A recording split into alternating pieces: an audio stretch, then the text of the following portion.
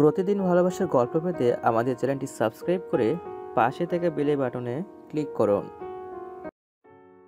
Ladies and gentleman, আজ তরুপ রহমানের বিয়ে উপলক্ষে বড়সড় পার্টির অ্যারেঞ্জমেন্ট করা হয়েছে। সেই সাথে আকর্ষণীয় সুযোগ রয়েছে কাপলদের জন্য। বর বউয়ের পাশাপাশি অন্যান্য কাপলস সেই সুযোগ লুপে নিতে পারেন। সচরাচর বিয়েতে একটু একটু খেলা হয়েই থাকে।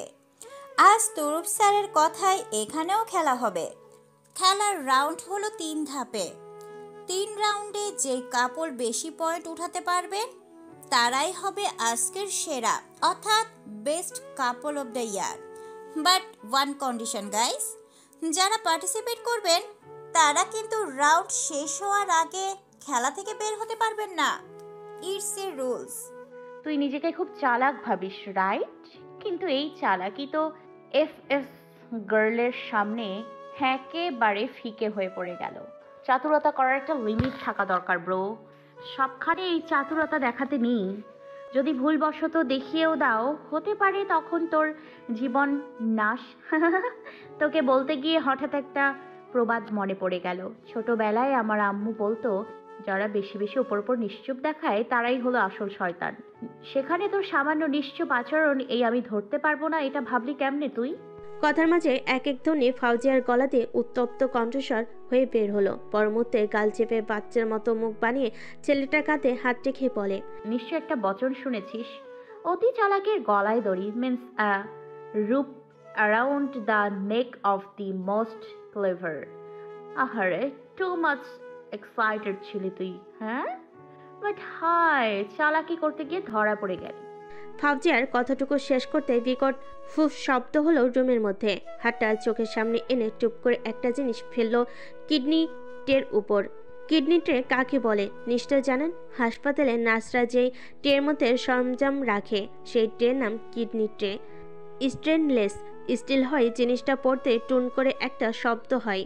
চোখের সামনে এতগুলো একই আকৃতি জিনিস দেখে ফাউজিয়া তৃপ্তি পেল। চোখ পাশে ঘুরিয়ে পার্শ্ববর্তী থাকা ছেলেটাকে পরখ করে। এক বিদেশি চামড়া ছেলে, মুখ হাঁ করে আছে। তার একজোড়া পা দড়িতে বেঁধে উল্টো লটকে রাখা হয়েছে। তার মুখের ভেতর থেকে অনর্গল রক্ত ঝরছে। তার শরীর নড়চড়ও করছে না, তবে তার শ্বাস প্রশ্বাস চলছে। বুকের কম্পন বোঝা যাচ্ছে। যখন ঢোক গিলতে গিয়েও জোরসোরে শ্বাস ছাড়ে। তাকে এখনো অব্দি বাঁচিয়ে রেখেছে ফাউজিয়া। তার পরনে ডক্টরের অ্যাপ্রন, হাতে তার দাঁত তোলার যন্ত্র, এক্সট্রাকশন ফরসেপ অর্থাৎ দাঁত নিষ্কাশন যন্ত্র। নির্মম কষ্ট দিয়ে ছেলেটার দাঁতগুলো উপড়ে ফেলছে ফাউজিয়া। দাঁত তোলা যেন তার কাছে ডলের দাঁত নিয়ে খেলার মতো। ছোটবেলায় প্রচুর ডলের দাঁত ভেঙেছে, আবার সেই দাঁত তুলে দাঁতের উপর হাতুড়ি পিটিয়েছে। ফাউজিয়ার হাসি পেল শৈশবকালীন সময়ের কথা স্মরণ করে।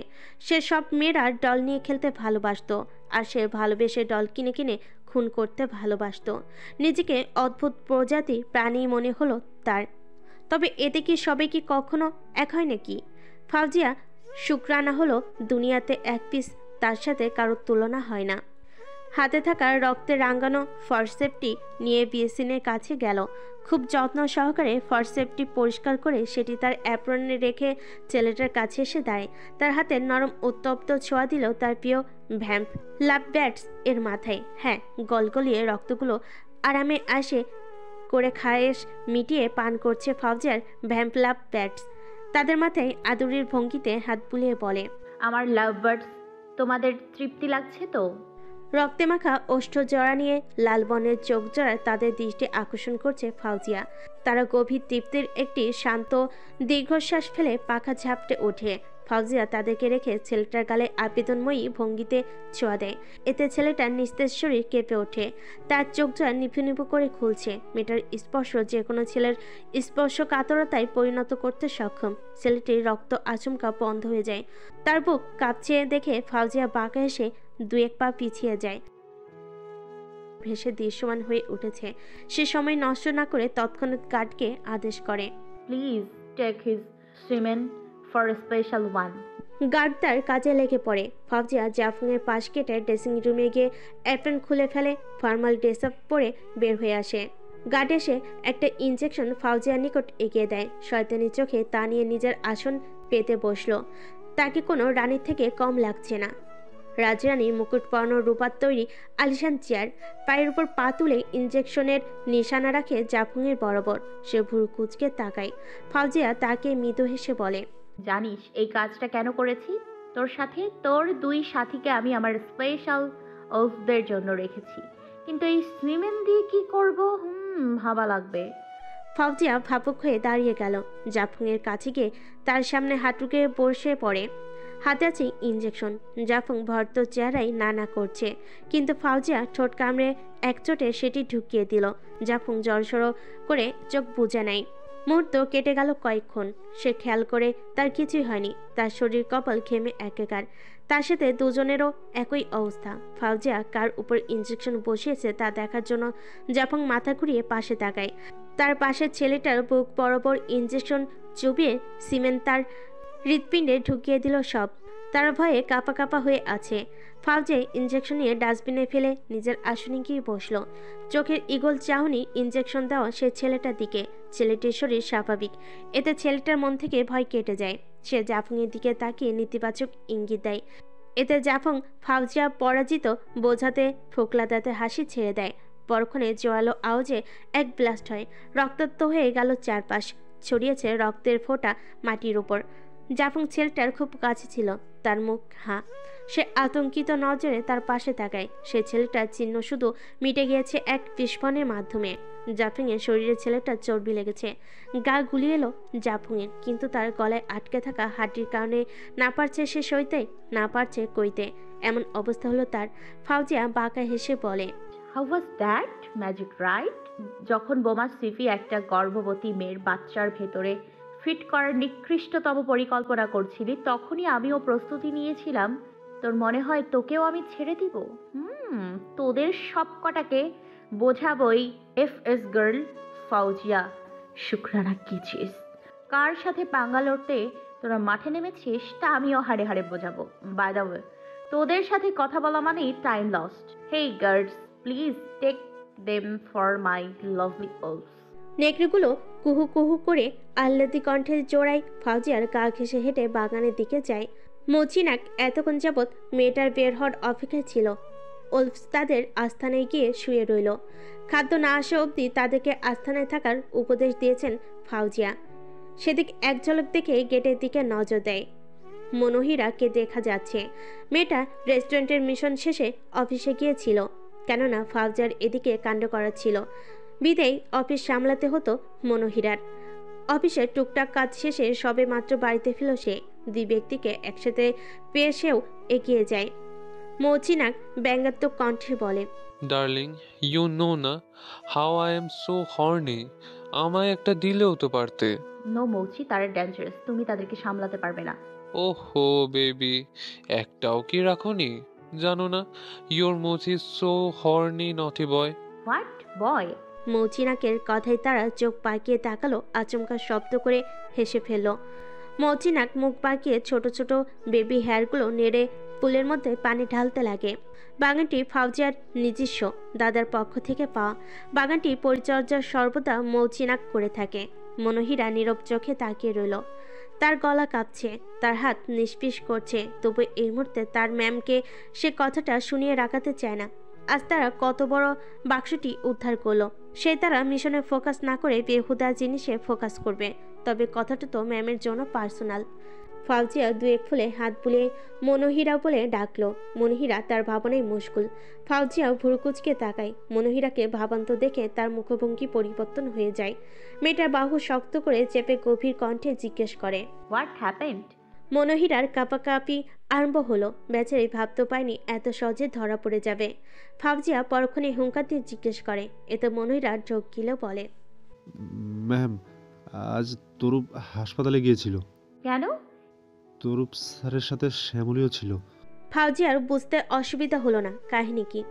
দাঁত মুখ খিচে আক্রোশ কমানোর ব্যর্থ চেষ্টা করে, কিন্তু পালো না। দাঁতে দাঁত চেপে গার্ড ডেকে বলে, এক্ষুনি গাড়ি বের করো। গাড়িতে বসতে সে গলা উঁচিয়ে মনোহীরাকে ডাকে। সেও গাড়িতে এসে বসে যায়।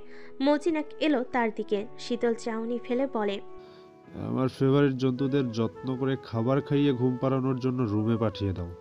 গাড়ি চালু করে দেয়। মনোহীরা হাতে আইপ্যাড নিয়ে বসে আছে। ফাউজিয়া হাত মুষ্টিবদ্ধ করে তুরুপের সঙ্গে সেই মেয়ের রঙ্গলীলার মুহূর্ত পরিকল্পনা করছে, যেই মুহূর্ত তার হৃদয়কে ছিন্ন ভিন্ন করেছিল। শক্ত কণ্ঠে মনোহীরাকে বলে, এক্ষুনি ডিটেলস বের করো সেই ডক্টরের যে শ্যামলী চেক আপ করবে। Okay ma'am, checking. মনোহীরা তৎক্ষণাৎ তুরুপ যে হাসপাতালে গিয়েছে সেখানকার পরিচিত এক ডক্টরকে কল দেয়। তার আলাপ করে নেয়। Okay miss Mon, just wait, I can see, then I can tell you. Okay, fast please. Doctor রিসেপশনে গিয়ে মিস্টার তুরবের সঙ্গে শ্যামলীর ব্যাপারে জানানোর জন্য তথ্য খুঁজেন। রিসেপশনিস্ট তথ্য খুঁজে বলে,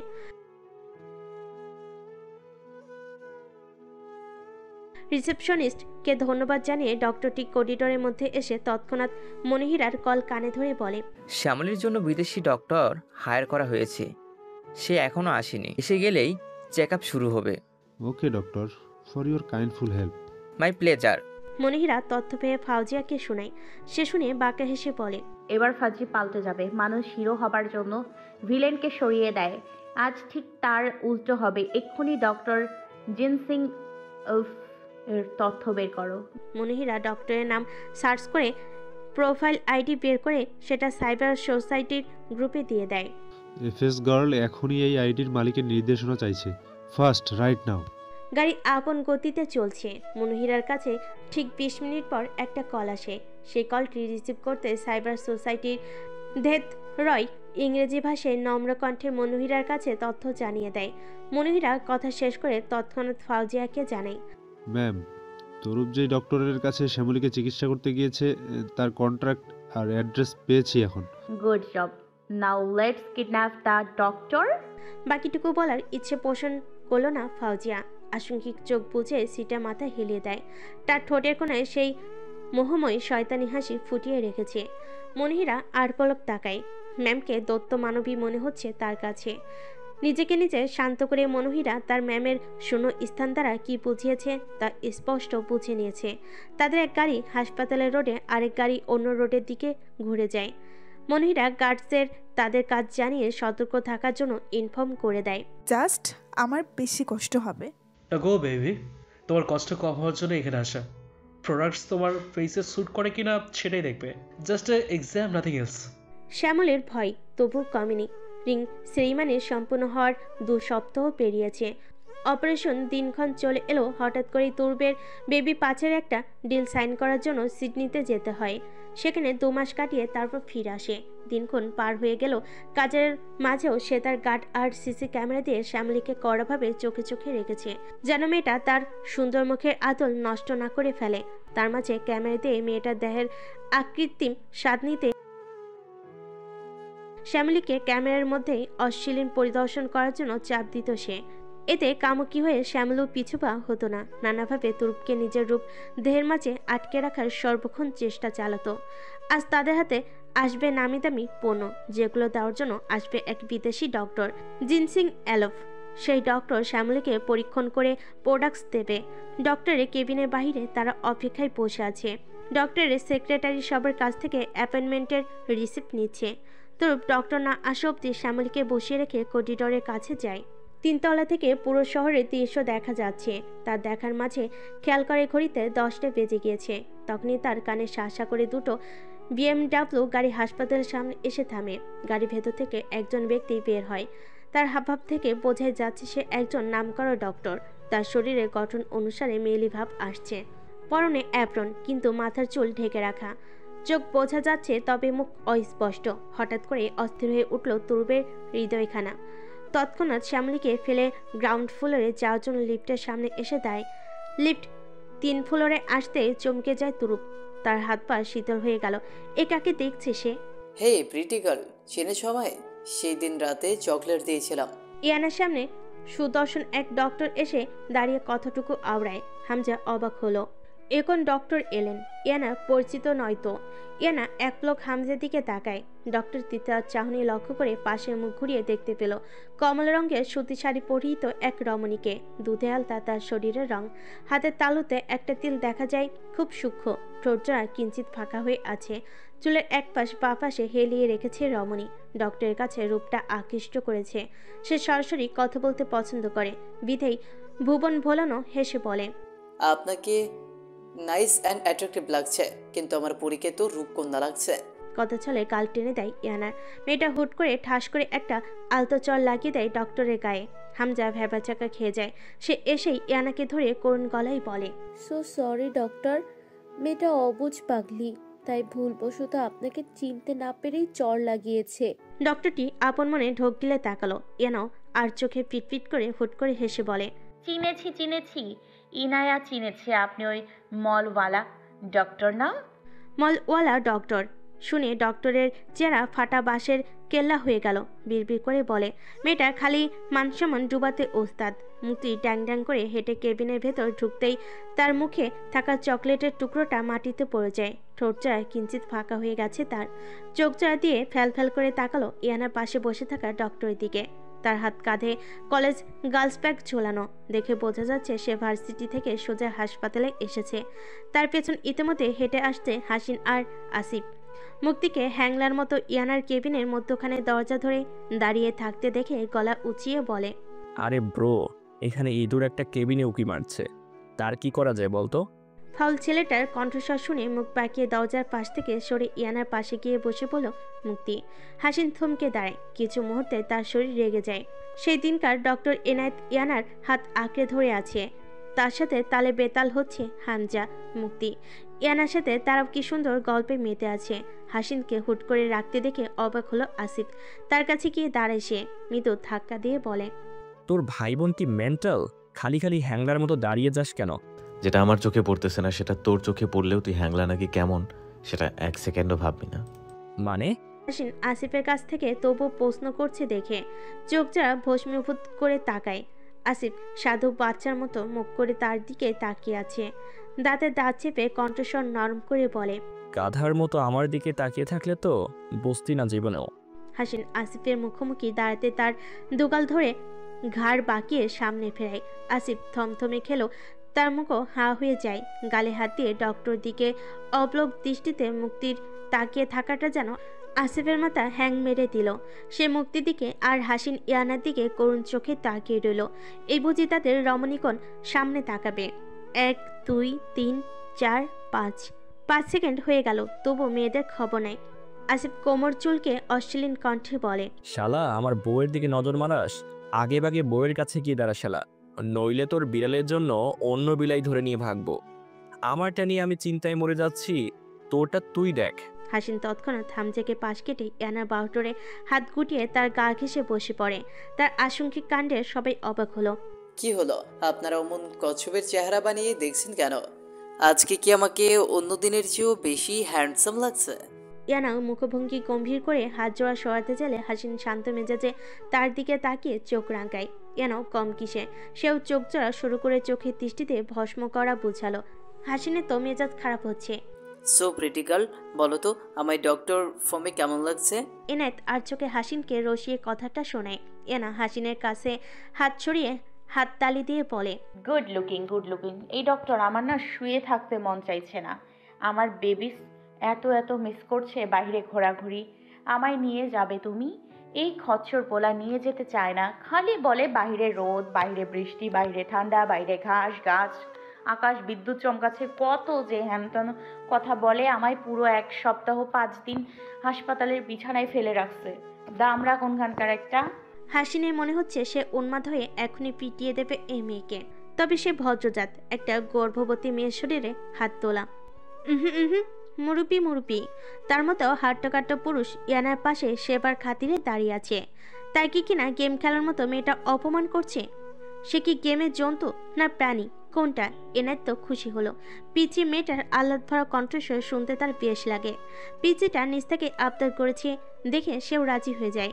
এনায়েত উঠে দাঁড়িয়ে এনার কোমরে হাত রাখতে চাইলে হাসিন দাঁতে দাঁত চেপে বাহু দিয়ে ইচ্ছাকৃত এনায়েতকে ধাক্কা দেয়, যার কারণে বেচারা মুখ থুবড়ে না পড়লেও হামজার শরীরের উপর কদম নিয়ন্ত্রণ করতে না পেরে তার উপরে হেলে যায়। কারণ এনায়েত তার পেছনে হামজা দাঁড়িয়েছিল। হাসিন তা খেয়াল করেনি। বাকি বিছানা ছিল বলে তাদের মাটিতে গড়াগড়ি খেতে হয়নি। হাসিন বেকুল বনে গেল। সে চাইছিল ব্যাটারি মাটিতে গড়াগড়ি দেওয়ার জন্য। সে তার চাল উল্টো পড়ে গেল। বোনের পর গন্ডার পরে তাকিয়ে থাকতে দেখেই হাসিন আক্রোশে তাকে টেনে হিঁচড়ে তুলল। হামজা নড়বড়ে হয়ে দাঁড়ায়। ভাই ছাড় এনায়েতকে, এই ইচ্ছে করে পড়েনি। এনায়েত মৃদু হেসে নিজ কলার থেকে হাসিনের হাত ছড়িয়ে ইয়ানার দিকে এক নজর তাকিয়ে বলে, take care her and please sent environment pleasure. Doctor এনায়েতের স্বাভাবিক কথায় হাসিনা আর আসিফ কিছুটা অবাক হলেও পাত্তা দেয়নি। আপদ বিদায় হলো তাদের জন্য এই ঢের। আসিফ তো বুকে হাত রেখে মুক্তির দিকে তাকিয়ে বিড়বিড় করে বলে, ও গড, বাঁচিয়ে নিলে। এই সাতচন্নিকে আমি ছাড়া আর কেউ সামলাতে পারবে না। আমার মতো রাক্ষস থাকতে সাতচন্নিকে সামলাতে শুদ্ধ পানি থাকুক, শুদ্ধ পুরুষের দরকার নেই। হুহ হুহ। মুক্তি এনায়েতকে যেতে দেখে মুখটা মলিন করে নেয়। ইস, তার ক্রাশকে খালি বাস দেয় তার চেয়ে দুটো দামড়া পোলা। ইয়ান আর হামজার এই একই অবস্থা, তাদের মুখখানা রাগের মতো লাল হয়ে গিয়েছে। হাসিন দেখে বলে, দেখো, কেন করলাম জিজ্ঞেস করে লাভ নাই। বেরোবো, আজ ডিসচার্জ নেব হাসপাতাল থেকে, দরকার পড়লে অন্য কোথাও ভর্তি করাবো, তবু আর এখানে এক দণ্ড না। সবার মুখের উপর কথাটা বলেও হাসিন ইয়ানার আংশিক উৎফুল্ল মুখের দিকে তাকিয়ে মনে মনে বলে, জেনে শুনে কি কেউ সতীন বানাতে চাইবে? ওই ডক্টর এনায়েতের হাত ভাব অসুবিধাজনক। এরে প্রশ্রয় দিলে কোনো দিন না আমার না হওয়া হবু বউ হবু বাচ্চাদের নিয়ে পালিয়ে যাবে, জানতেই পারবো না। ওই খটাস্যা পোলা ডক্টর এনায়েত কত ইয়া বড় ভালো, তুই তারে যাইতে বলি কেন? তুই খুব পচা। চড়াই গাল ফাটাই দিব। মেয়ে, তুই তোকারি কার সাথে করছো? আমি তোমাকে তুই করে বলি? তুই কি অনেক কিছুই করছেন আপনি? হাসিনের মুখ ফাটা বেলুনের মতো ফুস হয়ে গেল। হামজা ভুরকুচকে তাকায় নিজের ভাইয়ের দিকে। ইয়ানাকে জড়িয়ে বলে, কেন? আমার ভাই কি এমন করলো তোমার সাথে? হাসিন চোখ জোড়া শুরু করলো ইয়ানা কি আসলে সত্যিটা বলে কিনা দেখার জন্য। ইয়ানা ঢোক গিলে তাকায় হাসিনের পানে। তার ঠোঁটের কোণে বাঁকা হাসি দেখে ইয়ানা জড়সড় হয়ে বলে, আ আ ঘুম পাচ্ছে আমার, ঘুমাবো। বোন আগে। বোন রাগ না, তার ঘুম ঘুম পাচ্ছে খুব। শুয়ের মতো টেনে কথাটা ইচ্ছে করে বলো হাসিন। ইয়ানা মনে মনে সখানে গালি দিয়ে কাঁথা মুড়ে মুখ ঢাকলো। হাসিনের কাছে মেয়েটার এই অভ্যাস বিদঘুটে লাগে। মেয়েটার এই সময় খোলামেলা থাকতে হবে, সেখানে সে ঢেকে ঢুকে শুয়ে রইল। এক ঝটকে কাঁথা মুখ থেকে সরিয়ে ইয়ানার চৌপাশ ভালো মতো এঁটে দিয়ে তার কানের কাছে মুখ এলিয়ে বলে, চুপচাপ ঘুমাও ছোট পরিজান। ইয়ানার কপালে নিজ আবেশে গভীর এক চুম্বন দিল হাসিন। ইয়ানা কেঁপে কেঁপে উঠল, তবে প্রতিক্রিয়া দেখায়নি। মুক্তি হা করে তাকিয়ে থাকে। আসিফ সময় নষ্ট করল না, চট করে তার ঠোঁটের উপর ঠোঁট এলিয়ে একটা চুমু ছোঁয়া দিয়ে ভোতর দিল। মুক্তি কেঁপে উঠেছে, তার মাথায় ধবধবে আগুন ধরে গেল। ছেলেটা দিনকে দিন বদমাইশ হচ্ছে। সেও দৌড়ে কেবিনে বাহিরে গেল। আসিফকে ফোনে কথা বলতে দেখে সে গিয়ে তার মাথায় একটা চাপড় মেরে দেয়। আসিফ মুখ খিচে পেছন ফিরে ঘুষি মারতে গিয়ে দেখলো তার হাত বরাবর কেউ নেই। মুক্তি মেয়েটা তার চেয়ে হাইটে ছোট হয়, ঘুষির মাইটটা হাওয়ায় ভেসেই উড়ে গেল। মুক্তি দেখে দমফাটা হাসি হেসে দেয়। হা হা করে উচ্চস্বরে হাসার কারণে হাসপাতালের রোগীরা চোখ ড্যাব ড্যাব করে তাকায়। ডাইনি রে, হাসা বন্ধ কর। যে হারে দাঁত কেলিয়ে হাসছিস, দাঁত পড়তে বেশি দিন লাগবে না। বুড়ি হওয়ার আগেই সব ঝরে পড়বে। মুক্তিও হাসা বন্ধ করে গুরুত্বপূর্ণ টপিক নিয়ে কথা বলার মতো মুড নিয়ে দাঁড়ায়। আসিফ দেখে মনে মনে ভয় পেল। ইস, যে সাতচুনি রে, এখন তো অগ্নিমণ্ডল হয়ে গেল। নিজের পায়ে নিজে কুড়াল মেরে দিলাম। আপনি আমাকে চুমু দিচ্ছেন কেন? চুমু? ও হ্যাঁ, ওইটা। আরে ওইটা তোমার ভাই ইনায়াকে দিয়েছে, তাই আমিও বন্ধুত্বের খাতিরে তোমাকে দিয়ে দিলাম। এখানে সভ্য কোনো কাজের তো দেখছি না আমি। অসভ্যের মতো চুমু দিয়ে আবার বলছেন বন্ধুত্বের খাতিরে দিলেন। এতই যখন বন্ধুত্ব, আমার ভাইরেই চুমু দিলে পারতেন। ইয়াক ওয়াক, সিসি, এমে নিজের ভাইয়ের ঠোঁটে চুমো খেতে বলছো? আমার ঠোঁটের ভার্জিনিটি নষ্ট করলেন তার বেলায়। আরে তা তো আমার ব্যক্তিগত সম্পত্তি। কতটুকু বলার পরপরই আসিফ লাজুক হেসে মাথা এপাশ ওপাশ করে। মুক্তি বিরক্ত হয়ে ভাই বলে গলা চেঁচাতে চাইলে এক ধমক দেয় হাসিন। বাপরাজের মতো গলা উঁচিয়ে চেঁচামেচি করছিস কেন? হাসিন চোখ পাকিয়ে তাকায় আসিফের দিকে। সে মুখখানা বাচ্চার মতো করে বলে, তোর বোন হা করে ভাইয়ের রোমান্স দেখছিল। বোন, এটা কিন্তু ঠিক না। তুই তো তাহলে আসল অপরাধী। কিং কর্তব্য বিমূঢ় হয়ে তাকালো মুক্তি। এ কি আদৌ তার ভাই, না এই উগান্ডা অফিসারের বকাটের বন্ধু? শোন, তুই না অফিসার, কারো পার্সোনাল কিসিং মোমেন্ট দেখা তোর অপরাধ, জানিস না? তুই শাস্তিও দিতে পারলি না। আছি ও দেখলাম মুক্তি, খুব ছোট চুমু খেয়েছিলাম তখন। আসো এখন বড় একটা দেই। মুক্তি রেগে মেগে আশপাশ তাকিয়ে লাঠির খোঁজ করে। এই সুযোগে তার চোখ ফাঁকিতে হাসিনার আসিফ একে অপরের দিকে তাকিয়ে চোখে এশায় পালিয়ে যাওয়ার ইঙ্গিত করে। দুজনে সম্মতিতে মুক্তি লাঠি নিয়ে পেটাতে আসতেই তৎক্ষণাৎ তারা লিফটের ভিতর ঢুকে চলে যায়। মুক্তি তাদের আর নাগালে পায় না। ফাউজিয়া শুয়ে শুয়ে ভাবছে তার সতীনের পরিণতি কেমন হবে। মেয়েটা আদৌ জানে সে যে কেমিক্যাল প্রোডাক্টস ইউজ করছে তা আদৌ উন্নত মানের রক্ষিত প্রোডাক্ট কিনা। আচমকা হেসে দেয় সে। হাতের উপর হাত রেখে ঘুরন্ত সিলিং ফ্যানের দিকে তাকিয়ে বলে, তরুপ, এবার দেখি তুই হেনস্থার শিকার থেকে কেমনে বাঁচিস। ভাগ্য যখন সহায় হয় তখন রাস্তা আপনা আপনি খুলেই যায়। ফাউজিয়া হাসপাতালের ঘটনা মনে করছে।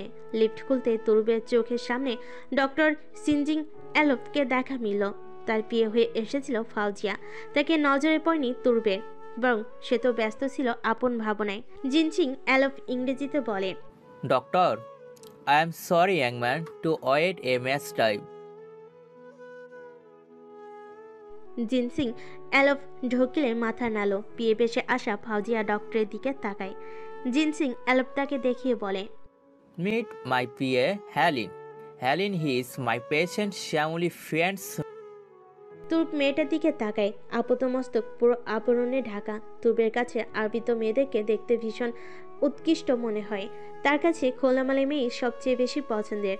একবারই হাত বাড়ালে হেলিন ওরফে ফাউজিয়া এক প্রকার ইগনোর দেখিয়ে ডক্টরকে বলে, please doctor, we are going late, your daughter is waiting. Doctor শব্দটা শুনে ডক্টর সিনজিং এলফের মুখ ফ্যাকাশে হয়ে গেল। সেও তারা দেখিয়ে কেবিনে ঢুকে শ্যামলীকে নিয়ে আসতে বলল তুর্বকে। তুর্ব বসে আছে। শ্যামলীকে চেয়ারে বসিয়ে তার মুখের চামড়া পরীক্ষণ করা হচ্ছে। ফাউজিয়া আর চোখে তুর্বকে দেখে নেয়। তার নজর শ্যামলীর মধ্যে আবদ্ধ। এ দেখে বাঁকে পরীক্ষণ যন্ত্রের কাছে গিয়ে মেশিনের বক্স খুলে একটা তার কেটে দেয়। গলা কাঁপিয়ে চেঁচিয়ে ওঠে শ্যামলী। আতঙ্কিত চোখে তাকায় তুরুপ। What happened, doctor? Now Shamuli says list. I don't know, but I think machine is probleming. Fauzia চোখের ইশারায় ডক্টরকে চলে যাওয়ার জন্য ইঙ্গিত করলো। ডক্টর জিনসিং এলফ তড়িঘড়ি বলে দেন, I think she is all right. My PA will prescribe the product. A Miss Helen. খুব কষ্টে নামটা উচ্চারণ করলেন তিনি। ভয়ে তিনি কাচমচে হলেও দেখতে পাচ্ছেন না। হ্যালিং ওরফে ফাউজিয়া সরল ভাব করে স্যারের কাছে গেল। Please give them the product and I may go now. Okay, gentlemen, see you. হাত মিলিয়ে তৎক্ষণাৎ বেরিয়ে যান তিনি। তরুপ ডক্টরের যাওয়ার দিকে কয়েক পলক তাকিয়ে রইল। তার কাছে মনে হলো ডক্টর ঘাবড়ে আছেন, কিন্তু কেন? তাকে দেখে কি তিনি ঘাবড়েছিলেন? তরুপকে সন্দেহভাজন দিকে হেলেন জ্ঞানহীন শ্যামলীর নিকট গিয়ে তার বাঁ কাঁধের নিচে গলায় 2 আঙ্গুল চেপে জোরে চাপ প্রয়োগ করে। চোখজোড়া খুলে যায় শ্যামলীর। মাথা ঘুরে উঠল তার। আহ করে মৃদু আর্তনাদ করে ওঠে। তুর্বের ধ্যান ভাঙ্গে। তৎক্ষণাৎ শ্যামলীর কাছে গিয়ে তাকে বুকে জড়িয়ে আদুরে গলায় জিজ্ঞেস করে, আর ওকে হানি?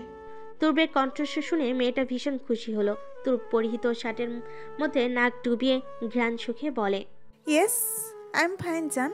ফাউজিয়ার কাছে পুরো দৃশ্য ন্যাকেমি বই কি কিছু মনে হচ্ছে না। চোখ ঘুরিয়ে মুখের মাস্ক ঠিক করে গলা খাকারি দিয়ে ওঠে সে। তুর্ব আর শ্যামলী নিজেদের স্থান পরিবর্তন করেনি, বরং চেপেছে বেশি।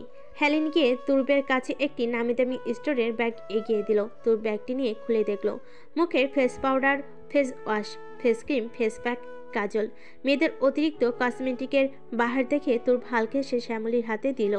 শ্যামলী খোশ মেজাজে সেগুলো দেখতে লাগলো। তুর্ব উঠে দাঁড়িয়ে পকেট হাতে মানি ব্যাগ বের করে 1000 খানেক টাকার নোট এগিয়ে দিল। ফাউজিয়া বাঘে সে টাকাগুলো নিয়ে নেয়, তবে যাওয়ার পূর্বে বলে, sir, take care your fiancee. তুর্ব আর শ্যামলী মৃদু হাসলো। ফাউজিয়া সেই হাসিকে উপেক্ষা করে বেরিয়ে যায়। তা তো আর জানে না ফাউজিয়া তাদের কপালে শনি দর্শন দেখানো আরম্ভ করে দিয়েছে। কিরিং কিরিং কিরিং শব্দ আসার শব্দে ভাবনা থেকে বেরিয়ে এলো ফাউজিয়া। চোখ খুলে দেখলো ফোনে মন নাম দিয়ে কল আসছে। কল রিসিভ করলো।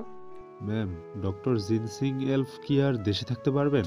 নো, তাকে কিছু ডলার আর তার পরিবারের জন্য $1 কোটি আমার ব্যাংক থেকে পাঠিয়ে দাও তার ব্যাংকে। তরুপকে আমরা ধরার কোনো সুযোগই দিব না। Okay ma'am. মনোহীরা কল কাটতে চাইলে মৌচিনাক কথা বলিয়ে দেওয়ার জন্য ইঙ্গিত করে। মনোহীরা কল কানে ধরেই বলে, ma'am, Mouchi wants to talk with you. মৌচিনাক কল ধরে বলে, Honey, you are very bad girl. You forget to come here.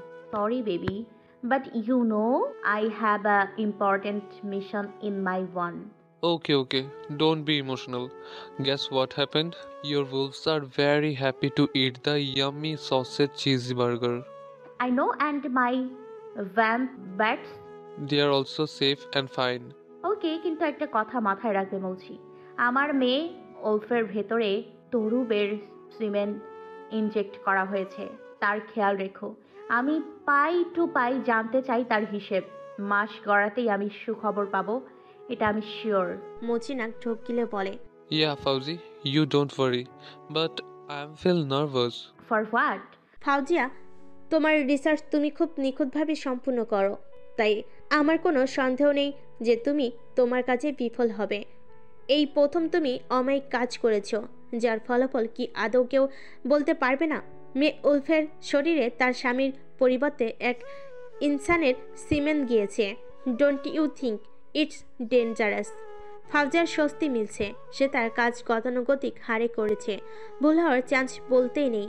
সে আত্মবিশ্বাসের জোরে বলে, ডোন্ট ওয়ারি, আমি নিজেও জানি না কি হতে পারে, কিন্তু অকৃত্রিম কাউকে আমি পৃথিবীতে আনবো, যার রন্ধে রন্ধে থাকবে তরুবের রক্ত। তরুবের রক্তই তরুবের জান খুবলে খাবে। এই পরিণতি দেখার চেয়ে উত্তম আমার জন্য আর কি হতে পারে বলো? ফাউজি, তোমার ভয়ানক ভাবনার কাছে আমি পরাজিত। তুমি চিন্তা করবে না এই সময়। তোমার নিজের থেকে প্রতিশোধ নেওয়ার জন্য বেঁচে থাকতে হবে। ফাউজিয়ার চোখে অশ্রু এসে ভিড় করলো, তবু সে গম্ভীর হয়ে রাখছি বলে কল কেটে দিল। মচিনাক ফোনটা মনোহীরার হাতে দেয়, তাকেও বিষণ্ণ লাগছে খুব। মলিন গলায় বলে, না জানে ম্যামের শেষ পরিণতি কি? কেউ কি এসে ম্যামকে আগলে নিতে পারবে না? ম্যাম কি এতটাই অভাগী? মচিনাক মলিন মুখ নিয়ে রুমের ভেতর চলে যায়। মনোহীরা তার উপর আরোপিত কাজটুকু সম্পূর্ণ করেই ঘুমাবে। ব্রো, বড় বাঁচা বাঁচলি, না হলে আজ মুক্তির হাতে লাঠিচার্জের শিকার হতাম। দুশ্মন হয়েছে যেহেতু এইটুকু একমত করতেই পারি। বড় দয়ালু হৃদয়ের পুরুষ আমি। আমার চেয়ে ভালো তোকে আর কেউ চিনবে বল?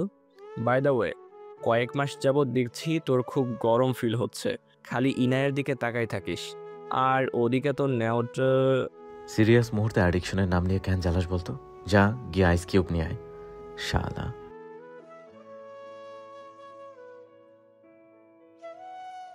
ছি, আমি ওসব পাপ কাজ করি না, আমি তো খালি স্বপ্নেই রোম্যান্স করি বলে লাজুক হাসি দিল আসিফ। হাসিনো ঠোঁট কামড়ে বিছানার দিকে এক পলক তাকিয়ে বলে, হ্যাঁ, তার প্রমাণ তোর ওই কোলবালিশ। আসিফের খেয়াল ছিল না কোলবালিশের কভার পাল্টানোর। কাজের পর এসে বেডশিট, কাঁথা, বালিশ, কোলবালিশের কভার ধোয়ার জন্য এলো। আসিফ খালি হাতে ফিরিয়ে দেয়। সে নিজেই ধুয়ে রাখবে বলেছিল। বেচারার চোখমুখ শুকিয়ে কাট। লজ্জে উঠে দৌড়ে বিছানার কাছে গিয়ে কোলবালিশের গায়ে কাঁথা মোড়ে দিল। হাসিন বন্ধুর এই কাজে হু হু করে হেসে সোফায় গড়াগড়ি খেতে লাগলো। আসিফকে দেখে মনে হচ্ছে সে তার গোপন জিনিস লুকিয়ে রাখছে। হাসিনকে পাগলের মতো হাসতে দেখে ভেঙচি কেটে বলে, ধ্যাত, কেন যে রাতে মুখ দিকে নিয়ে স্বপ্ন দেখছিলাম, ইনডিরেক্টলি ওয়েট ড্রিম হয়ে যাবে কে জানতো। হাসিনের কাছে গিয়ে পিঠ চাপড় মেরে বলে, হাসা বন্ধ করে ফাইলস দেখ বেটা, বদমাস। হাসিন ফাইলগুলো খোলার মুহূর্তে একটা নিউজ পেপার ছিটকে পড়ল। আসিফ নিউজ পেপারটি উঠে বিরক্তির গলায় বলে, এখানে কে রাখলো এটা? সেটি নিয়ে দরজার বাহিরে ডাস্টে ফেলো। রুমে এসে দেখলো হাসিন ইতিমধ্যে ল্যাপটপ খুলে সিসিটিভি ফুটেজ চেক ইন দিচ্ছে। আসিফ তার পাশে গিয়ে বসলো। সিসিটিভি ফুটেজে যা দেখাচ্ছে সব ধোয়াটে আভাই দেখানো হচ্ছে। কেউ নিচ থেকে ধোয়া ক্যামেরার উপর ছুটছিল। হাসিনের ভাবনা সত্যি হলো। প্রতিটা ক্যামেরার নিচে একজন করে কালো কোট পরিহিত পেশিবহুল লোক দাঁড়িয়ে আছে। ঝাপসা হওয়ার দৃশ্যে তারা এক ব্যক্তিকে দেখতে পায়, মুখে মাস্ক, শরীর আবৃত, বড় কোটির বাইর থেকে কি পড়েছে অস্পষ্ট। তার গরম দেখে পুরুষ মনে হচ্ছে। আরে ভাই, এটা কোন ছেলে? আমাদের হেল্প বা কেন করলো? তোর কাছে এগিয়ে দেখে ছেলে মনে হওয়ার কারণ কি? কেন আবার দেখছিস না কেমনে নিজেকে আবৃত করেছে? হাত পা দেখে তো পুরুষ মনে হচ্ছে, কিন্তু আমার কেন যেন একে মেয়ে মনে হচ্ছে। ফর গড সেক, এখন এটা বলিস না যে এটা ইনায়া হবে। তোর চোখের চারপাশ খালি ইনায়াই ঘুরতেছে, যা বুঝছি। মনে হচ্ছে আমি ফাজলামি করছি। কণ্ঠস্বর গভীর শোনা গেল। অতঃপর আসিফ বুঝলো ছেলেটা মজা করছে না। সেও নড়চড়ে বসলো। বুড়ুকুচকে ল্যাপটপের দিকে ঘন দৃষ্টি জোড়া তাকায় না। তারও এখন মনে হচ্ছে ব্যক্তিটা মেয়ে। চোখ যারা বড় হয়ে যায় তার। হাসিনের দিকে তাকিয়ে সে বলে, মেয়েদের শরীর স্বাভাবিক তোর স্বাস্থ্যের উপর নির্ভর করে, তবে তাদের হাত পায়ের গড়ন খোদা প্রদত্ত ছেলেদের থেকে ভিন্ন। তার হাত পা দেখে ততটা বোঝার উপায় নেই। হাতে গ্লাভস আর পায়ে ক্যাজুয়াল স্নিকার্স পরা, দেখে বোঝা মুশকিল ছেলে না মেয়ে। শরীরের গড়ন দেখে মেয়ে লাগছে, আবার আমি শিওরও না। ফুটেজ দেখেও তারা সাজেশন পেল না, সন্দেহভাজন তাদের কাছে লাগছে। অদ্ভুত শক্তিশালী ব্যক্তিটাকে আসলে। হাসিন জুম করে বার কয়েক ব্যক্তিকে দেখার চেষ্টা করে। হঠাৎ তার নজরে পড়ল, কপালে ভাজলো তার। সেই জিনিসটার দিকে সে জুম করে ঘন দৃষ্টি ফেল। ব্যক্তির গলায় লকেট ঝুলছে। হাসিন টেবিল চাপড়ে আসিফকে বলে, দোস্ত, রাস্তা পেয়ে গেলাম। দেখ, এই ব্যক্তির গলায় লকেট আছে। এখনই ল্যাপটপ নিয়ে ফরেন্সিক ল্যাবে যাব। সেখানে ডক্টর উইলসনের লকেটটা ক্রপ করে প্রিন্ট আউট করে দিলে সহজেই আমার যুক্তিকে খুঁজে পাবো। আল থেকে তাদের কথোপকথন এক ছায়া দেখে পুরো দৃশ্য ক্যাপচার করে তৎক্ষণাৎ সেখান থেকে সরে যায়। হাসিন চট করে পিছন ফিরে। তার মনে হলো কেউ ছিল। সে উঠে দাঁড়িয়ে দরজা খুলে বাহিরে আসলো। আসিফের কপাল কুঁচকে এলো। সেও তার পেছন পেছন এসে বলে, কি হলো, তুই হঠাৎ বাইরে চলে এলি কেন? মনে হয়েছে কেউ ছিল এখানে। আরে দূর, এখানে কাজে লোক ছাড়া আর কে থাকবে? তারা মোটেও এখানে আসবে না। ওয়েট, সিসি ক্যামেরা চেক করে দেখি। আসিফ ফোন বের করে সিসি ক্যামেরা ওপেন করলো। কয়েক মিনিট আগের ফুটেজ সেকেন্ড দেয় না, কাউকে দেখা যাচ্ছে না। হাসিন উপর নিশ্চিত দেখায়, তবু তার মন খচখচ করে।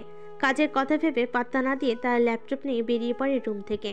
কমিশনার আসমাল নিশ্চিন্তে বসে কফি খাচ্ছিলেন। আসিফকে আসতে দেখে তিনি আহ্লাদি গলায় বলেন, কি গো বাপ, বিয়ের দিনক্ষণ কবে ঠিক করবো?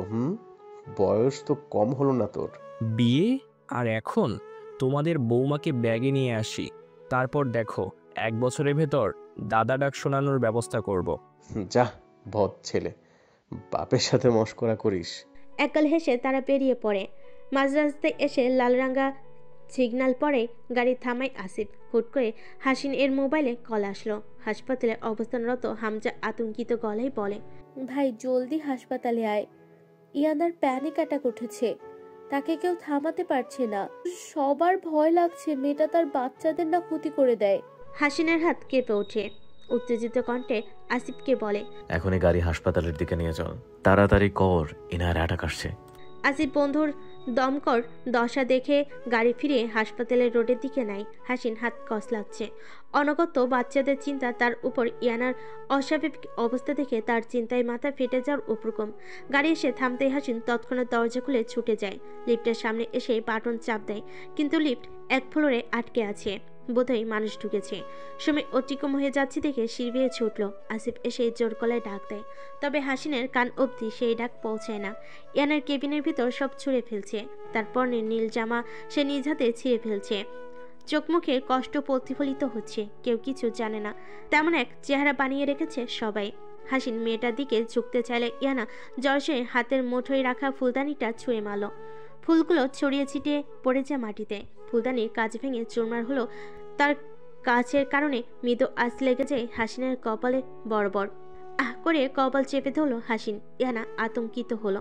তার মাথা পুনরায় ঘুরতে লাগলো। চোখে মুখে তার পুরনো সাদা কালো ছবি ঝাপসাও এলো। কাকে যেন সে ছুরি দিয়ে কয়েকবার কোপ মারছে। এই কোপ দেওয়ার অপর ব্যক্তি আর্তনাদ সে শুনতে পেল। ভয়ে ভীত হয়ে মাথা চেপে ধরল সে। হাসিন দুর্বল নয়, এমন কত কাছের টুকরোতে সে আঘাত সহ্য করেছে। তার ইয়াত্তা নেই, সামনে আছে তার কিছু হবে না। সে চাইছে মেয়েটাকে বুকে আগলে শান্ত করতে। কেবিনের বাইর থেকে হামজা মুখ চেপে কান্না আটকে নেওয়ার চেষ্টা করছে। তার ভাইয়ের কপাল বেয়ে রক্ত করাচ্ছে। ইয়ানা মারবে, আসবে না কাছে। ইয়ানা পচা হয়ে গেছে, পচা হয়ে গেছে ইয়ানা। ইয়ানা তার হাতের কাছে একটা কাঁচি পায়, তা দিয়ে নিজ পেটে আঘাত করতে নিলে হাসিন এক ঝটকে তার হাত টান দিয়ে বুকের উপর ফেললো ইয়ানাকে। ইয়ানার জ্ঞান নেই, সে ঢলে পড়লো হাসিনের উপরে। হাসিন জড়ালো এক শ্বাস ফেলে পাজাকলে করে ইয়ানাকে বিছানার উপর শুয়ে দিল। তার মলিন ক্লান্ত মুখশ্রীর দিকে তাকে হাসিন আলতো হাত শুয়ে দিল অনাগত বাচ্চাদের উপর। চামড়ার অন্তর্ভেদে নড়চড় বোঝা যাচ্ছে। হাসিন পেটের উপর মুখ কেনে গভীর এক চুম্বন দেওয়ার পরপরই সে বিছানায় নেতিয়ে পড়ে। হামজার আসিফ দেরি করল না। পরিস্থিতি স্বাভাবিক হয় তার ভেতরে ঢুকে পড়ে। ডক্টরও চলে এসেছে। ঘন বৃষ্টির কারণে আকাশে গরম গরম বিজলি চমকাচ্ছে। ইয়ানার সুডল ফর্সা উদরে আবসা চামড়া ভেদ করে বাচ্চার নচ্চর করে বেহাল অবস্থা। একটু পরপর যেন তার ফুটবলের মতো লাত মারতে ব্যস্ত। ঘুমন্ত ইয়ানার কপালে ভাঁজ পড়ল। আনমনে উদরে হাত চেপে কুকিয়ে উঠছে মেয়েটা। ব্যান্ডেজ করা কপাল নিয়ে হাসিন অপলক ইয়ানার দিকে চেয়ে আছে। তাদের দুজনকেই একই কেবিনে রাখা হয়েছে। মধ্যরাত্রির বর্ষণ মুহূর্তটা যেন হাসিনের কাছে চমৎকার লাগলো। তার নজর পড়ল ইয়ানার সুপ্ত হাত উদরের দিকে। সপ্তপনে সাদা টাইলসের উপর পা ফেলে 1, 2, 3 কদম পেরিয়ে যেতে নাগাল পেল ইয়ানার বিছানা। পরনে তার রক্ত শার্টের বদলে ফিনফিনে সিল্ক হাসপাতালের পোশাক পরানো। এনার বাহুডোরে নিজের হাতের উপর রেখে বিছানায় স্থান পেতে নিজের আশ্রয় নিল। ঘুম কাতুরে মেয়ের কি আর সে খবর আছে? মেয়েটাও অদ্ভুত, বাচ্চাদের মতো নাক ডেকে ঘুমাচ্ছে। তবে তার কি আদৌ ঘুম হচ্ছে? বাবুরা তো জ্বালিয়ে মারছে তাকে। আলতো শক্ত চামড়ার উষ্ণ হাত এলিয়ে দিল ইয়ানার উদর সমান কামিজের উপর। মেয়েটার আজ সাদা কালো জামা পড়েছে, ডোরাকাটা কালো রং ফুটে আছে সাদার মাঝে। কামিজটা লিলেন হয় বোধহয় মেয়েটা আরাম পাচ্ছে। কামিজ সরানোর পরমধ্যেই তার 5 আঙ্গুলের গভীর স্পর্শ এঁকে দেয় উদরের চারপাশ জুড়ে। ইয়ানার কপালে ভাঁজ মিটে গেল। ঘুমন্ত অবস্থায় সে পাশ ঘেঁষে উষ্ণতা পাওয়ার লোভে যন্ত্রকে জড়িয়ে নিল। তার ধারণা সে পেয়েছে উষ্ণতা পাওয়ার ধারণা কিছু। সেদিকে তাতে তার কি পা যায় আসে? হাসিন ঠোঁট কামড়ে তাকিয়ে রইল।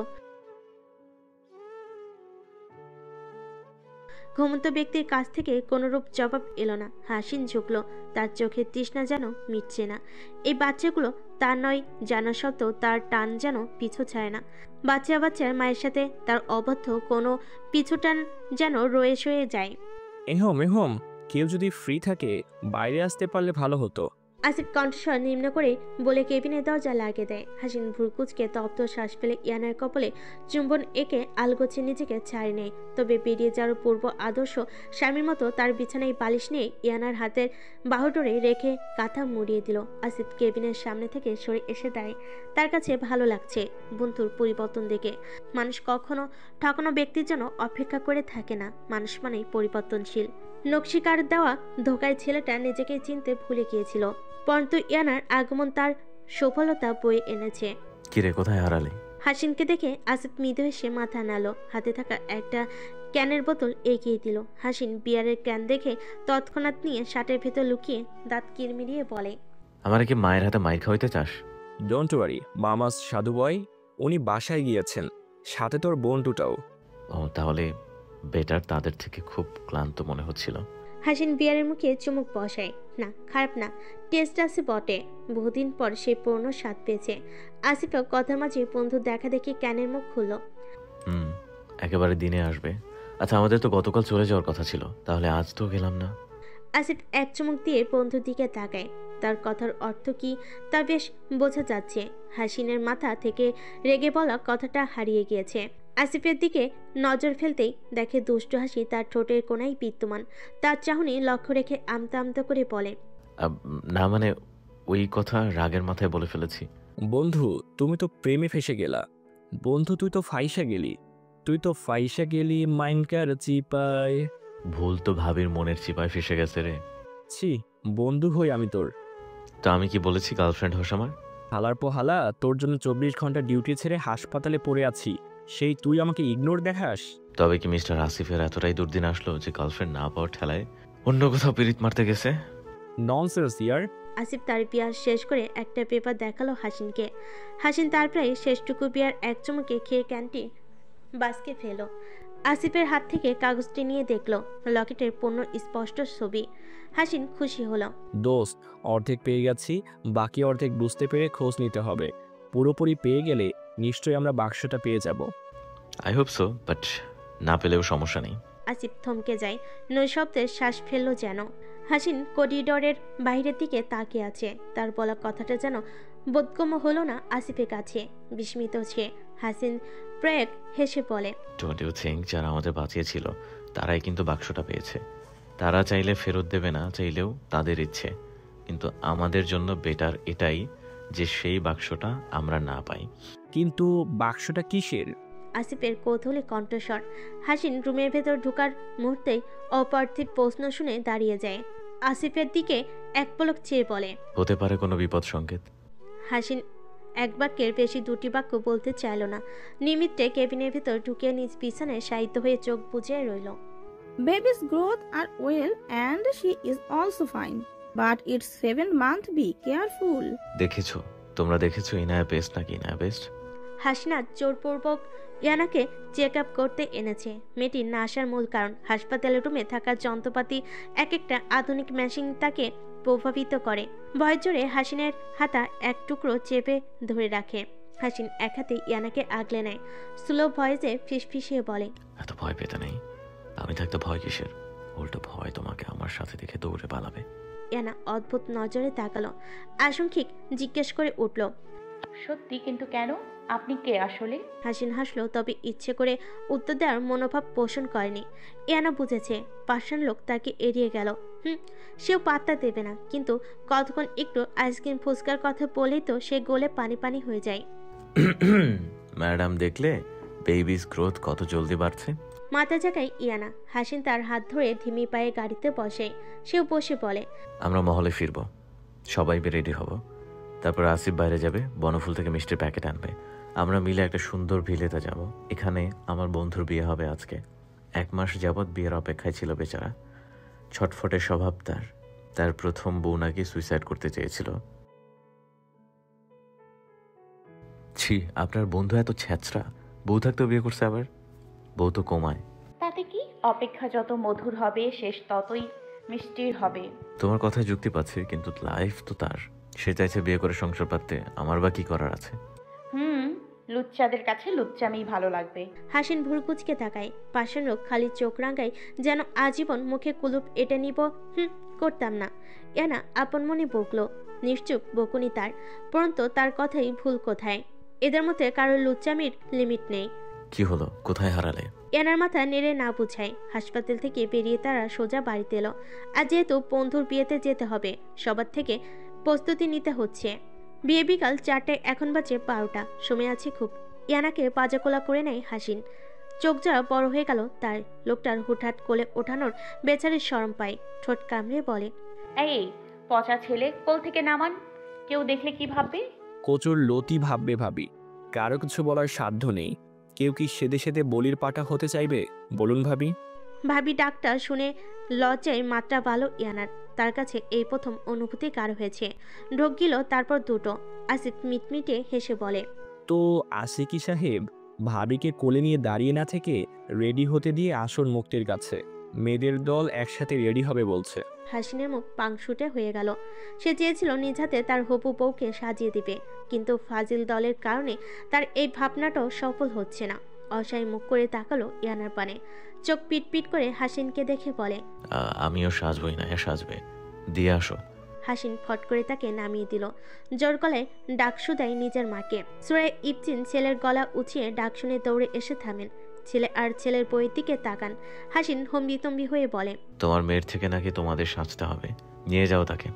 আমি গেলাম। এড়িয়ে যাওয়ার অভিনব পদ্ধতি দেখে ইয়ানার মাথায় আগুন ধরে গেল। বেটা খচ্চর প্রেগনেন্ট মেয়েকে কোলে নিয়ে আসা দেখে এখন নিমিত্তে আসে ভঙ্গ করে দিল। আসিফ তড়িঘড়ি পালালো। বেটা চেয়েছিল রোমান্টিসিজম, হয়ে গেল অগ্নিসংযোগ। দ্যাট বালের কথন হলো। হাসিন মুখ ফুলে ঝর্ণার নিচে দাঁড়িয়ে আছে।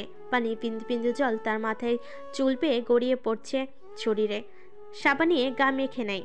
হট সাবান নিয়ে তোয়ালে গা মুছে কোমর জড়িয়ে নিল। আপন মানে শিশি বাজিয়ে ওয়াশরুম থেকে বেরিয়ে মাথায় হাত চালাতে চালাতে আয়নার সামনে এসে দাঁড়ালো। কিন্তু একই ধক করে উঠল তার মন পাজর। ইয়ানা হাঁটু অব্দি একটা ঢিলা ঢালা ফ্রক পরে দাঁড়িয়ে আছে। ভেতরে যে কিছু পড়েনি তা স্পষ্ট প্রতীয়মান। ঢোক গিলে আয়নার থেকে নজর সরিয়ে তৎক্ষণাৎ পেছন খুলো। ইয়ানা মুখ ফুলিয়ে বলে, আমি কি পড়বো? সবাই সাজছে, আমাকেও সাজতে দাও। ও গড, ক্যারেক্টারলেস হওয়ার কার ইচ্ছে থাকে ভাই? হাসিন আপন মনে কথাটি বলল। ইয়ানার মুখটা আরো প্যাঁচার মতো মিয়ে গেল। আশঙ্কিক এক করে কেঁদে ওঠে। হাসিন হক চুকিয়ে তাকে গিয়ে জড়ে ধরল। ইয়ানা তখনও কাঁদছে আর বলছে, সবাই পচা, খালি আমায় ফেলে রেডি হয়ে যায়, আমায় কেউ সাজায় না। আরে আচ্ছা, কাঁদে না, আমি সাজাবো। ফট করে কান্না থেমে গেল ইয়ানার। খুশি খুশি মুখ করে বলে, সত্যি আপনি আমায় সাজাবেন? হাসিন মৃদু হেসে মাথা নাড়ল। ততপর হয়ে সূরা ইবতিন তার হাতে সেইকালীন একটা সুন্দর কারুকাজ করা শাড়ি নিয়ে বিছানায় রাখেন। মায়ের সামনে বেকায়দায় পড়ল হাসিন। বুক উদর ঢাকতে ইয়ানাকে পেছন থেকে জড়িয়ে ধরল। ইয়ানা ঢুকলে ইঁদুর একখানা বলে উঠল। সূরা ইবতিন শব্দদয় শুনে হু হু করে হেসে দেন। হাসিন রাখলেও এই মুহূর্তে মায়ের সামনে শরম পেতে চায় না। আমি শাড়ি গহনা দিয়ে গেলাম, রেডি করে দাও আমার মামুনিটাকে। সুরে ইবজেন নিজ মনে দরজাটা লাগিয়ে যান। এবার যেন হাসিন চট করে ঝড়ের বেগে গিয়ে দরজার ছিটকিনি লাগিয়ে দিয়ে ইয়ানার কাছে এসে দাঁড়ায়। ইয়ানা তাকিয়ে রইল সেই ঈগল চোখের চাহনির দিকে।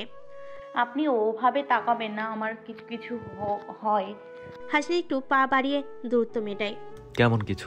জানি না। কেন জানো না? তাও জানি না। তাহলে আমাকে জানো? জানি। কি জানো? এটাই যে এখন আপনি আমার ঠোঁট আর গলা খাবেন, এটা ছাড়া আপনি আর পারেনটা কি? চট করে নিজের মুখ চেপে ধরল ইয়ানা। এবার যেন তার পিঠ দেওয়ালে গিয়ে ঠেকল। হাসিন বাঘেসে মোহনীয় চাহনি ফেলে দূরত্ব ঘুচিয়ে নিল তাদের।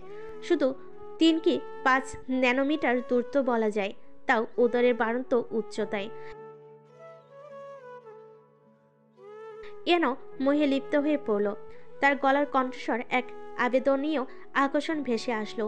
আপনার গোলাপি ঠোঁট দিয়ে কামড়ালে আমার ইচ্ছে জাগে সারাক্ষণ আপনার কোলে বসার। এমনটা কেন হয় বলতে পারেন? আপনি না থাকলে আমার ভেতরে অজান্তেই ছটফট শুরু হয়। এর থেকে বেরোনোর উপায় কি? উপায় জানতে হলে হাত মেলাতে হবে। রাজি? ইয়ানা মন্ত্রমুগ্ধ নাই মাথা নাড়ল। হাত বাড়িয়ে ছুঁয়ে দিতেই হাসিন দূরত্ব মেটালো ওষ্ঠ জড়ান। জানালা ভেদ করে বাতাস বয়ে আসছে। ইয়ানার চুল খোলা থাকায় বাতাসের তালে তালে বেতাল হচ্ছে।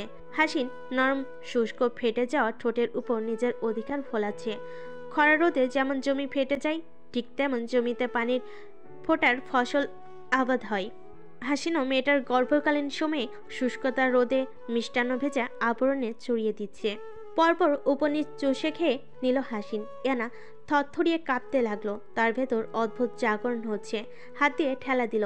ওমা, নয় না কেন? এত বড় চণ্ডালকে কি সহজে নাড়ানো যায়? পুনরায় ঠেলা দিল। হাসিনের বেশ লাগছে। বন্ধ চোখে মেয়েটা ছাড়া পাওয়ার পদ্ধতি উপভোগ করছে সে। অনায়াসে একটানে ইয়ানাকে কোলে বসিয়ে নিল হাসিন। ইয়ানা থেমে থেমে মৃদু শ্বাস ফেলছে। হাসিন মেয়েটার কানের লতিতে কামড় দিয়ে বলে, একটা কাগজে সাইন করবে। ইয়ানা তাকালো। সে কখনো বারণ করেনি মানুষটার বাক্যধারা। মাথা নেড়ে হ্যাঁ বোঝায়। হাসিন ঘাড় ঘুরিয়ে পেছনে থাকা টেবিলের ডেস্ক হাতে একটা পেপার বের করে। ইয়ানা পড়তে চাইলে হাসিন পড়তে দিল না। তাকে এক হাতে সতর্কভাবে আগলে ধরে বলে, দেখতে হবে না, শুধু সাইন করো। ইয়ানা শক্তপোক্ত হাতের ছোঁয়া নিতে পারছে না, বেসামাল হয়ে পড়ছে। তড়িঘড়ি সাইন বসিয়ে হাসিনকে জড়িয়ে ধরল। হাসিন কৌশলে সেটা ডেস্কে রেখে জড়িয়ে নিল ইয়ানাকে। স্বস্তি ভরা শ্বাস ফেলে রহস্যময়ী এক হাসি ফুটে হাসিনের ঠোঁটের কোণে। তুরুপ আজ সকাল থেকে মুখটা ভারী ভারী লাগছে। আমার অপারেশন 15 দিন ঠিক করিয়েছো তুমি? ডেট পিছিয়েছে, সমস্যা নেই। এই ক্রিম ইউজে তোমার চেহারা একটু একটু ভিন্নতা আসছে। আয়না দেখো, একটু হলেও ফাউজির চেহারার অংশ পাচ্ছ। ফাউজি নামটা শুনলেই বিরক্ত হয় শ্যামলী। তো তার গলায় কিস দিয়ে বিছানায় বসে ফোন টিপতে লাগলো। শ্যামলী দেখে ফাউজির ছবির দিকে তাকায়। তার আয়নায় ফাউজির হাসি থেকে আরম্ভ করে তার প্রতিটা পদক্ষেপে ছবি রাখা আছে, যার কারণে শ্যামলীর থেকে সেসব ছবির আদল মুখস্থ নাই তাকিয়ে মনে গেঁথে নিতে হয়। ফাউজিয়ার হাসি মাখা ছবির দিকে তাকিয়ে বাঁকা হেসে বলে, তুই কখনো তুরুফের ওয়াইফ অ্যান্ড লাভ ছিলি না। আমিই ছিলাম শুধু তার one kind of love and physical source. You are just time pass. আশঙ্কিক তার কোমরে কেউ হাত রাখে। হাতের মালিককে শ্যামলী চেনা। সব বিনা বাক্যে আয়নায় প্রতিবিম্বের থাকা তার ফিয়ন্সে দেখে।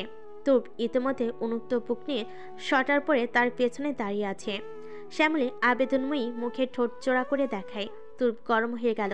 তার হাতের পিছন বাড়িয়ে দিল। শ্যামলী কোমর বাঁকিয়ে নেয়। পরনে থাকা সস্তা ফ্রকের ফিতে কাঁধের থেকে নামিয়ে দিল। বাতি নিভে যায়। শ্যামলীর নজরখানা ফাউজিয়ার দিকে। তার চোখে মুখে উপচে পড়া তৃপ্তি বুঝিয়ে দিচ্ছে সেই হবে রাজ্যের রানী। তুর্বের সুখের চিৎকারে শ্যামলীও যুক্ত হলো। তুর্ব এক হাতে ফাউজিয়ার ছবিটা টান মেরে ছিঁড়ে মাটিতে ফেলে দিল। শ্যামলীকে পাজাকোলা করে বিছানায় ফেলে তার উপর ঝাঁপিয়ে পড়ে। কৃতিশা অসুস্থ মহিলার সামনে এসে ভাতের থলি রাখল। আজ মহিলাকে খাবারের মরিচ দুটো, এক বাটি ভাত, কাঁচা হলুদ দেওয়া হয়েছে। কৃতিশার খারাপ লাগছে দেখতে, তবু ম্যানেজারের আদেশ অমান্য করার সাধ্য তার নেই। আজ মহল নির্জীব। গার্ড আর ম্যানেজার ব্যতীত মালিকগণ নেই। মহিলাটি নির্দ্বিধায় খিদের চোটে ভাত মুখে পড়ল। কাপা হাতে মরিচ একটা মুখে দিয়ে ক্যাচ শব্দ করে খেতে লাগলো। মহিলাটার চোখ মুখ লাল হয়ে যায়। মরিচটার প্রচণ্ড ঝাল ছিল। কৃতিশা পানির গ্লাস এগিয়ে দিল। মহিলাটি নিল না, বরং ঝালকাঠি খাওয়ার নিবিড়ভাবে খেয়ে নিল। খাওয়ার পরপর পানি গ্লাস খালি করে হাঁপাতে লাগলেন। কৃতিশা অন্য কিছু আনতে যেতে চাইলে মহিলাটি তার হাত ধরে আটকে দেন। ম্যাম, আপনার ঝাল লেগেছে, ওয়াটার আনি আমি। মেয়েটার আধু বলিতে বাংলা বলাটা মহিলার কাছে শুনতে সুন্দর লাগে। তিনি মেয়েটিকে ইশারায় বসতে ইঙ্গিত করেন। কৃতিশা ইঙ্গিত বুঝে হাঁটুকে মহিলার পাশে বসলো। হঠাৎ তার মনে হলো কারোর পায়ের শব্দ ভেসে আসছে। তৎক্ষণাৎ সে দাঁড়িয়ে চোখ টিপ মারে। মহিলাটি অবাক চোখে তাকায়। ম্যানেজার দরজার বাইরে আড়াল থেকে উকি দিচ্ছেন। তার উদ্দেশ্য এই জানা কৃতিশা তার কাজ করছে না আদৌ কোনো বেকাজ করে আছে। Hey you stupid old woman, why you don't eat this, I can't tolerate. Kritisha ইচ্ছাকৃত অভিনব উপায়ে দেওয়ালে লাত মারল। মহিলাটি সরে যাওয়ার পেছন থেকে ম্যানেজার না দেখে স্বস্তি ভরা শ্বাস টেনে চলে যায়। তার চোখের দেখা দৃশ্য অকপটে বলতে পারবে স্যারকে। মহিলাটির সঙ্গে হাই ফাইভ দিল সে। মহিলাটি মিলান হেসে বলে, can you find my daughter please? কৃতিশার মুখখানে উদাসী ফুটে উঠল। সে হাঁটুকে দেওয়ালে হেলান দেয়। মহিলাটি আগ্রহী দৃষ্টিতে তাকিয়ে রইলেন। আমি হেল্প করতে চাই, but I can't, there are many CC camera. মহিলাটি তপ্ত শ্বাস ফেলে বলেন, ওকে, আমিও ওদের আগ্রহে অপেক্ষা করছি আমার মেয়ের জন্য। আমার হৃদয়ের ভেতর থেকে বাতাস পায় জানো, এই বাতাস আমার জানান দেয় আমার মেয়ে আসছে। আমার মেয়ে হলো সেরা ফাইটার, সেরা সাহসী মেয়ে। তাকে আমি হাঁটতে শেখাইনি, তবে হ্যাঁ, ভালোবাসে হেরেছে সে। তার একটাই ব্যর্থতা, সে ভুল মানুষকে মন দিয়েছে। প্রিন্সেস ডায়নার মতো তার পুরুষ বিয়ের পর শত নারীতে আসক্ত ছিল। সে হিরে ফেলে গ্লাসের পিছনে ছুটেছিল। তার কারণে আমার মেয়েটা আহত হলেও কিন্তু হার মানেনি। প্রতিটা আঘাতের কড়া জবাব দিতে সে জানে। তার নাম কি জানো? ফাওজিয়া শুক্রানা। তার যখন 5 বছর বয়স তখন থেকে তার নানাবিধ গতিবিধ সামনে আসে। সে পড়ালেখায় যেমন এগিয়ে ছিল, তেমন বিভিন্ন প্রতিযোগিতায় তার সুনাম ছড়িয়ে যায়। তার বাবা ছিলেন মেজর জেনারেল আমির শুক্রানা, আর আমি নিজে ছিলাম সিআইডি অফিসের মমতাজ শাহবিন। আমাদের কাছ থেকে মেয়ের যোগ্যতা তৎপর ছিল। মেয়ে আমার খ্যাতি অর্জন করতে থাকে সেই ক্লাস 5 থেকে। কলেজ লাইফে তার জীবনে সর্বনাশ হয়ে এলো তরুফ রহমান আর তার বাপ।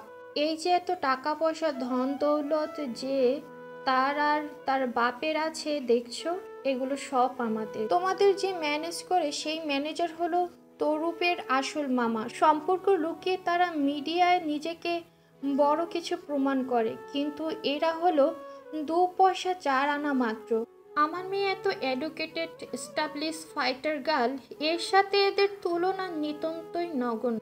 তরুপ ছিল কলেজ লাইফের ফাওজিয়ার বেস্ট ফ্রেন্ড। কথায় আছে, ছেলে কখনো বন্ধু হয় না,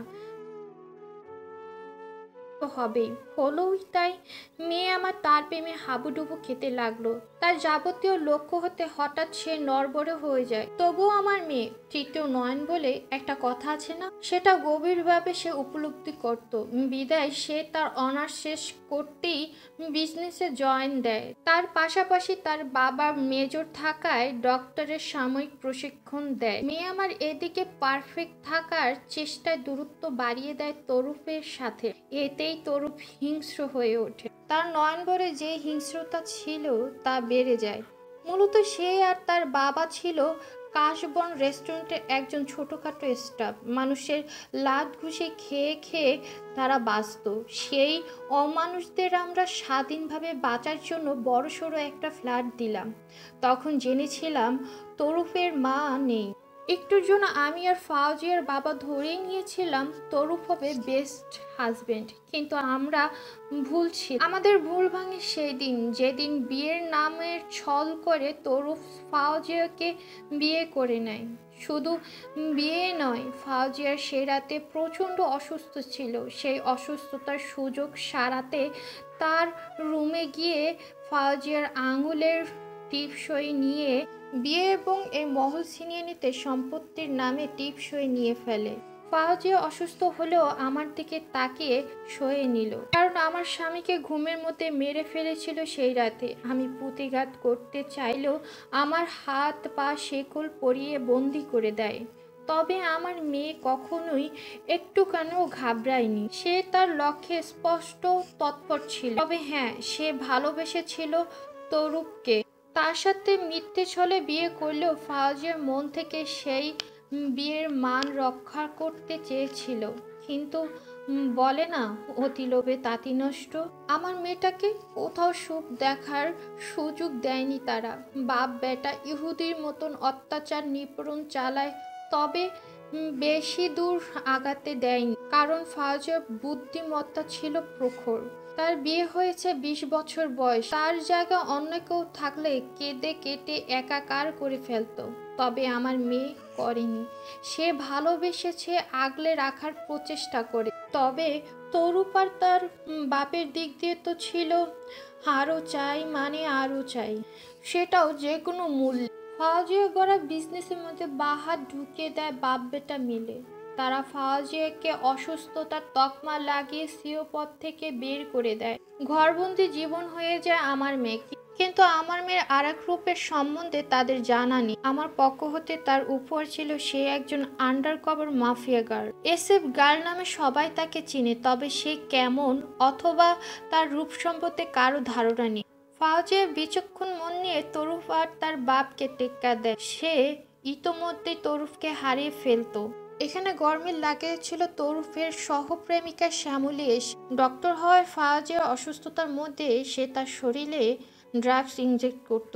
ফাওজিয়া দিশেহারা হয়ে রুমবন্দি হয়ে নিজেকে কষ্টে জর্জরিত করত। তার কাহিল অবস্থা দেখে আমি চিৎকার করে মা মা করে কাঁদতাম, কিন্তু আমার মেয়ের কান্না ছিল অগ্নি শর্মার মতো। কেঁদে সে আরো শক্তিশালী হয়ে পড়ত। তার চোখ মুখের উপচে পড়া অগ্নি দিকে ভয় পেত তরু। একবার তো ফাওজিয়া শাসিয়েছিল, যত ওড়ার উড়ে নাও তরুপ, তোমার পাখার মধ্যে আমি অদৃশ্য দড়ি লাগিয়ে দিয়েছি, যা তুমি চাইলেও কাটতে পারবে না। এই দড়ির এক টান, ব্যাস এক টান দেব, সোজা আমার পায়ের তলে এসে পিষ্টে যাবে। মানুষ ভেবে অমানুষকে ভালোবেসেছিলাম, তবে এই গলদ কাজের সুপারিশ হিসেবে আমি নিজ হাতে তোকে বেধম জীবন উপহার দিব। ওই কথায় তরুপ ঘাবড়ে তার বাপের সাথে সলা পরামর্শ করত। শ্যামলী তাল মিলিয়ে দেয়। একদিন তারা ভয়ানক এক বুদ্ধি খাটায়। আমার চঞ্চল রূপবতী মেয়েকে ধরে বেঁধে নিষিদ্ধ পল্লীতে বিক্রি করে দেয়। আমি একজন মা, শত চিৎকার চেঁচিয়ে লাভ হয়নি। তরুপের বাবা আমায় ছাড় দেয়নি। সেদিন তরুপের বাবা আমায় অশ্লীলতায় ছুঁয়ে দিয়েছিল। হ্যাঁ, এটা ঠিক গভীরভাবে যেতে পারেনি, কারণ ফাওজিয়ার ভয়াবহ তাণ্ডব তাদের মনে দাগ কেটেছিল।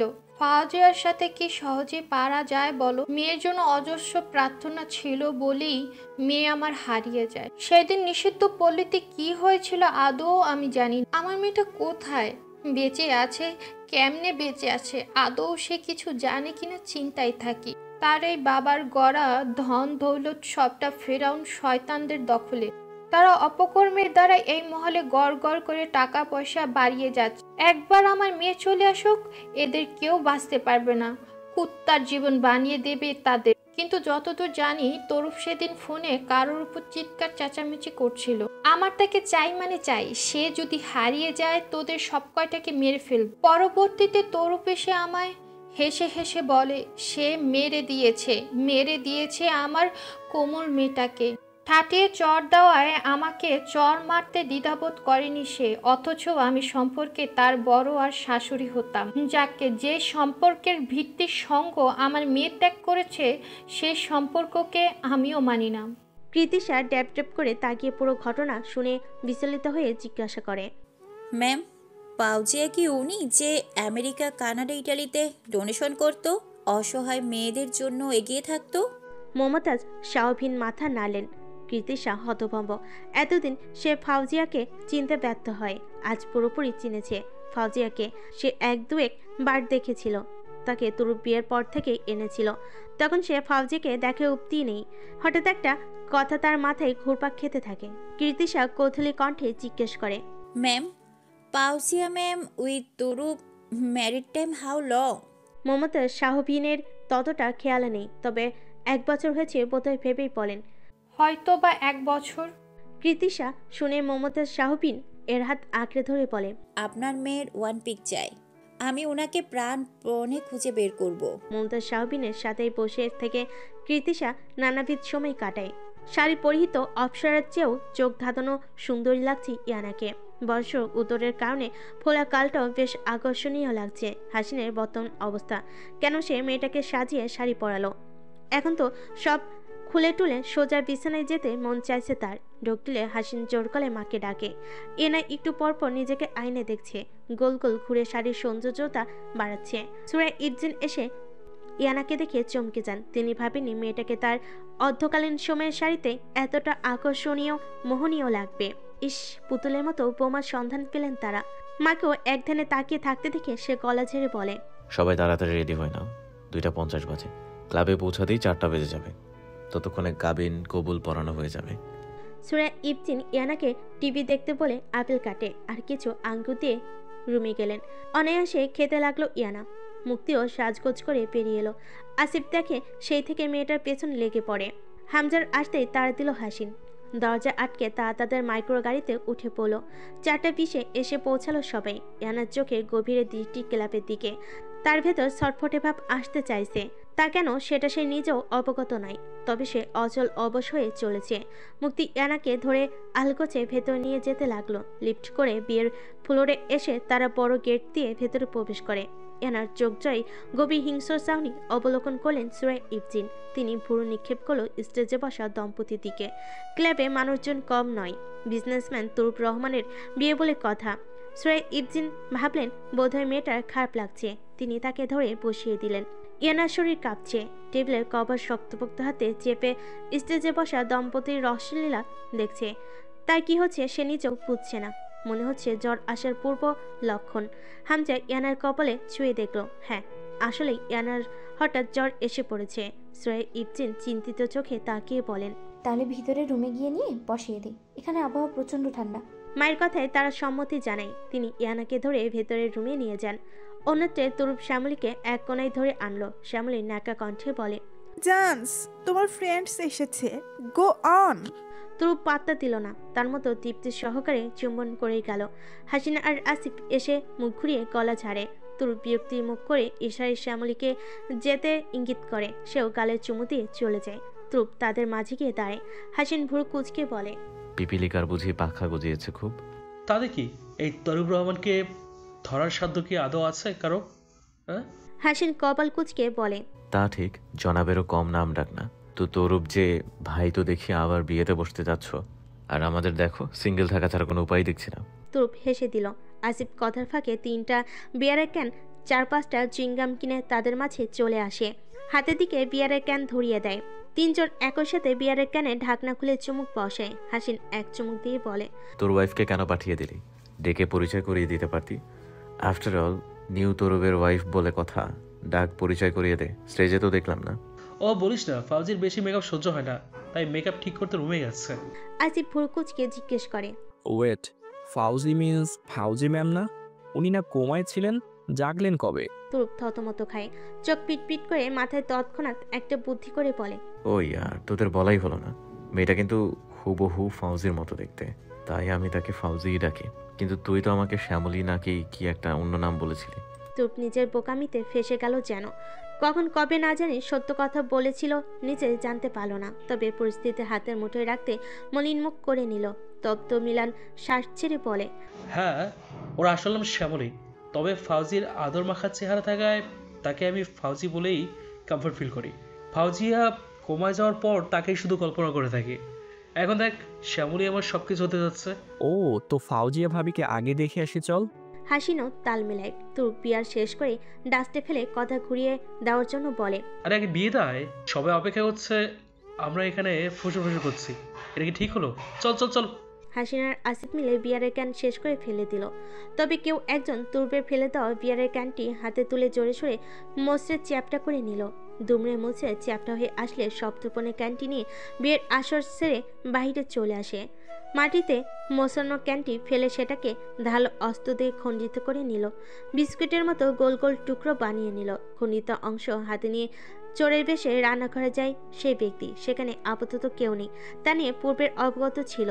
রান্নাঘরে মাঝারি টেবিলে বড় আকৃতির 5 লেয়ারের কেক ম্যারেজ কাপলের জন্য বানিয়ে রাখা হয়েছে। ব্যক্তিটি বাকেশে বিস্কিটের টুকরোগুলো চকলেটের জারে ঢুকিয়ে ঠান্ডা পানিতে কয়েক সেকেন্ড ডুবিয়ে রাখলো। ফলাফল ক্যানের টুকরোগুলো দেখতে চকলেট বিস্কিট লাগছে, লাইকে কোকো বিস্কিট। সে ব্যক্তি পিসগুলো লাগিয়ে দিল কেকের মধ্যাংশে। যে অংশে ম্যাড কাপল ছুরি হাতে নিয়ে কেক কাটবে। তার কাজ শেষ হতে সে শীষ বাজাতে বাজাতে রান্নাঘর থেকে বেরিয়ে পড়ল। কারোর ধারণাই নেই ব্যক্তিটা আসলো আর তার কাজও সম্পূর্ণ করে নিল। ভুতুড়ে নাকি পরিচিত কারোর কাজ সেটা